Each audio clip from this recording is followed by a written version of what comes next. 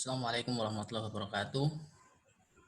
Saya ucapkan selamat datang mahasiswa semuanya yang telah hadir pada perkuliahan hari ini. Mari kita awali perkuliahan hari ini dengan berdoa kepada Allah Subhanahu wa taala. Semoga kita mendapatkan ilmu yang bermanfaat dan mampu mengamalkannya kelak. Berdoa mulai.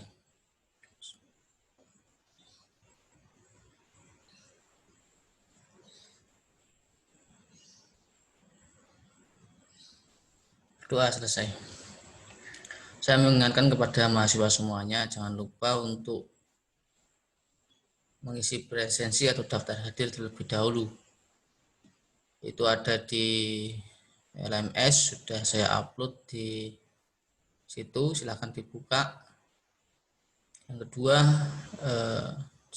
setiap mengikuti perkuliahan usahakan selalu berwudu ya dalam keadaan suci, sehingga nanti bisa masuk ilmu itu ke hati kita, karena ilmu merupakan cahaya, sehingga itu akan mudah kalau hati kita bersih gitu.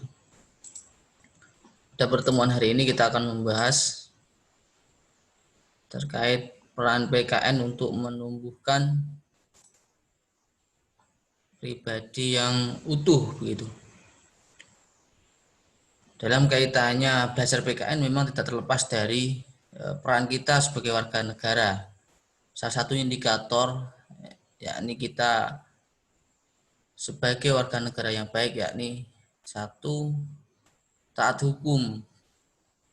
Artinya dalam kehidupan bernegara tidak asing lagi ya kita mengenal yang namanya undang-undang, peraturan daerah, peraturan presiden, peraturan pengganti undang-undang, perundang-undangan. Itu semua merupakan bentuk menuju kehidupan bernegara yang berdasarkan hukum.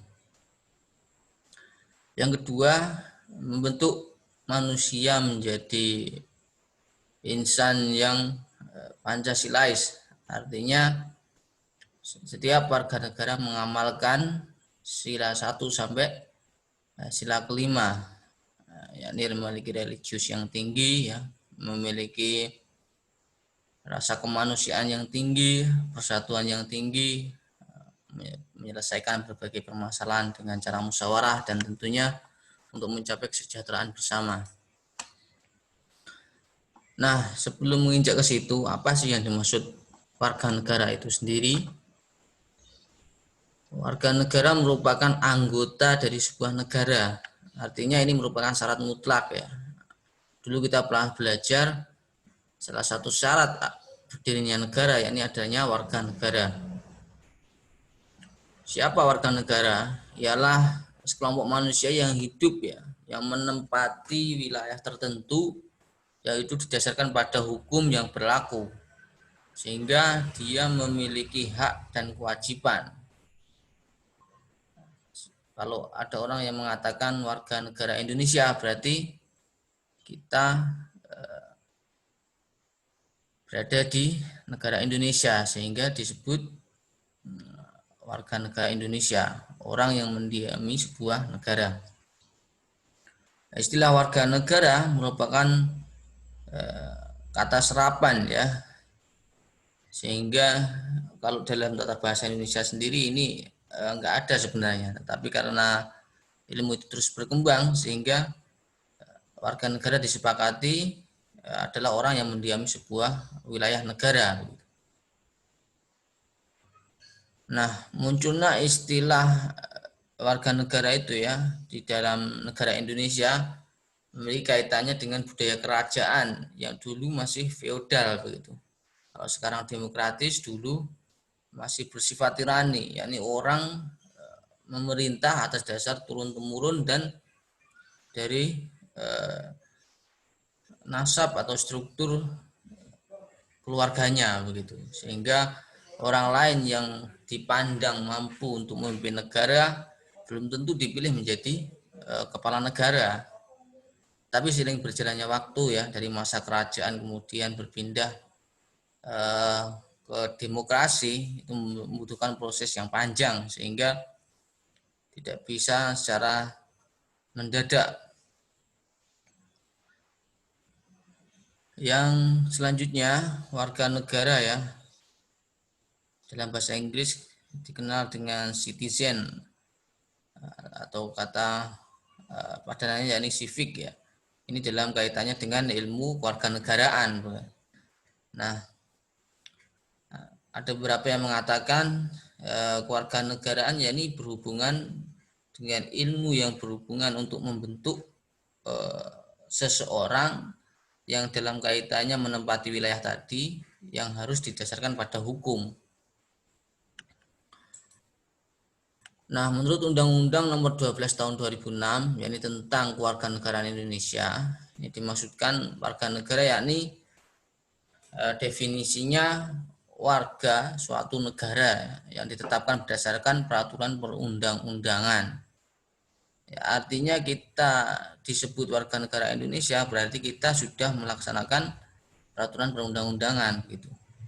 Syarat-syaratnya yakni diakui ya, contohnya memiliki kartu tanda penduduk ya, merupakan identitas siapa sih orang tersebut gitu, sehingga dia layak disebut sebagai warga negara.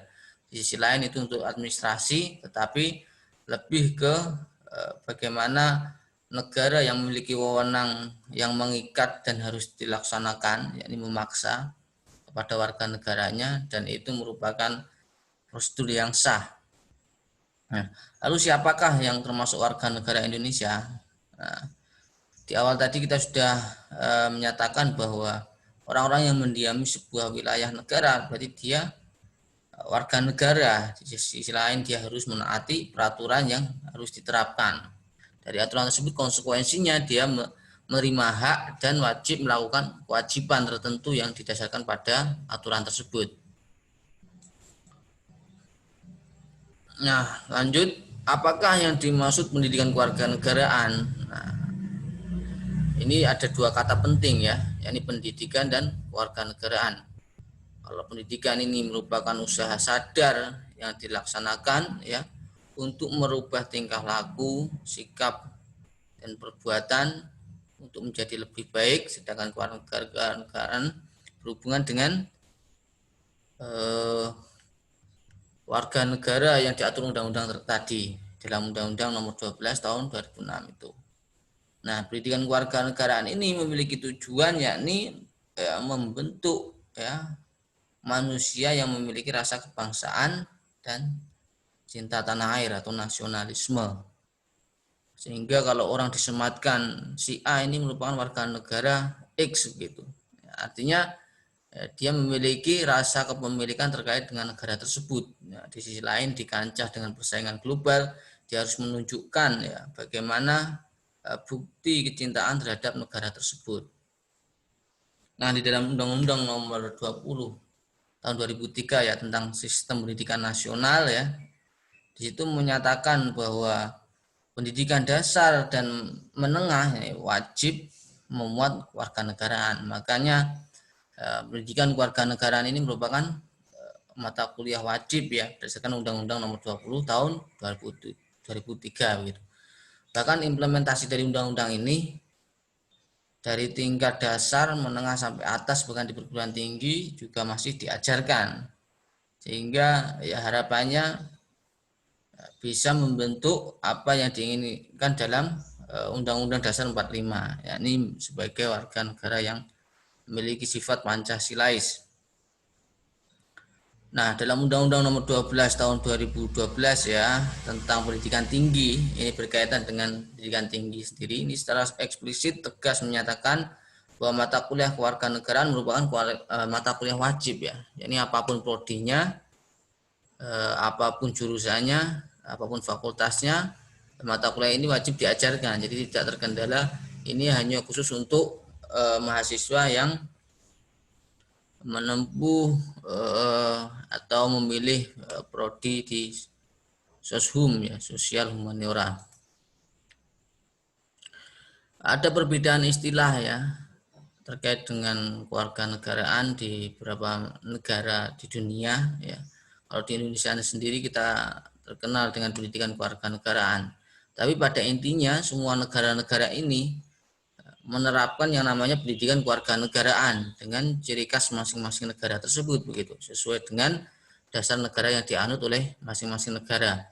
Kita di Indonesia mengenal Pancasila sebagai dasar negara, berarti warga negara tersebut diarahkan untuk menerapkan Pancasila tersebut ya.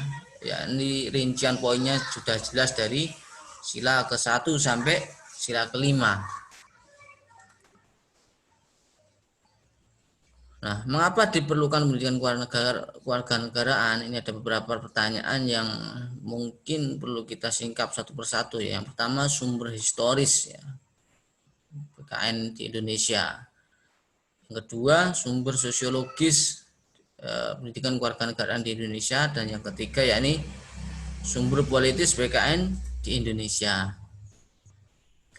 Nah, tadi disebutkan bahwa asal mula pendidikan kewarganegaraan ini yakni membentuk warga negara yang memiliki rasa cinta tanah air dan kebangsaan, rasa nasionalisme begitu. Artinya dari segi sejarah kita mengenal ya bahwa tahun 45 sampai 49 ini adalah usaha mencapai kemerdekaan yang kemudian tahun 1908 diawali dengan berdirinya organisasi pergerakan nasional yang itu menjadi cikal bakal pergerakan yang ada di berbagai wilayah Nusantara. Kemudian berakumulasi tahun 45 usaha tersebut mencapai klimaksnya sehingga tepat bulan Agustus itu merupakan puncak dari proklamir dari bangsa Indonesia ya, yakni meleburnya organisasi-organisasi dari penjuru tanah air kemudian bersatu dan masuk menjadi negara yang satu, negara Indonesia. Oleh karena itu Indonesia dikenal dengan NKRI ya, negara kesatuan. Ya, ini bersatunya dari berbagai aspek perbedaan. Apapun itu aspeknya begitu. Sehingga menjadi negara yang satu yakni negara Indonesia. Nah, kemudian tahun 49 dan 50 ini adalah masa genting ya, di mana posisi Indonesia saat itu menentukan keberlanjutan ya, karena memang dari Belanda masih menginginkan ya, sehingga aspek campur tangannya masih ada karena tidak terima dengan proklamir diri bangsa Indonesia untuk merdeka. Kemudian dari Belanda itu sendiri berusaha untuk merebut kembali begitu. Akhirnya timbullah namanya yang perjanjian-perjanjian sehingga akhirnya itu kemudian timbullah dekret presiden gitu. Kemudian pada periode sekarang ini ya ini yang penting ya, ini masa 98 ya, berakhirnya Orde Baru dan sekarang era reformasi demokrasi sampai sekarang ini. Ya, ini yang dulunya demokrasi itu hanya dilakukan oleh satu orang dan segelintir orang, sekarang semuanya boleh memberikan suaranya dan mengajukan diri sebagai penyelenggara negara. Dan tentunya berdasarkan dengan aturan yang berlaku sesuai perundang-undangan. Kalau kita mengenal ini ya SDM Indonesia, ini data 2013 menunjukkan bahwa tahun ini yakni 2010 sampai 2035 merupakan puncak demografi Indonesia. Artinya di sini ada kelebihan sendiri gitu.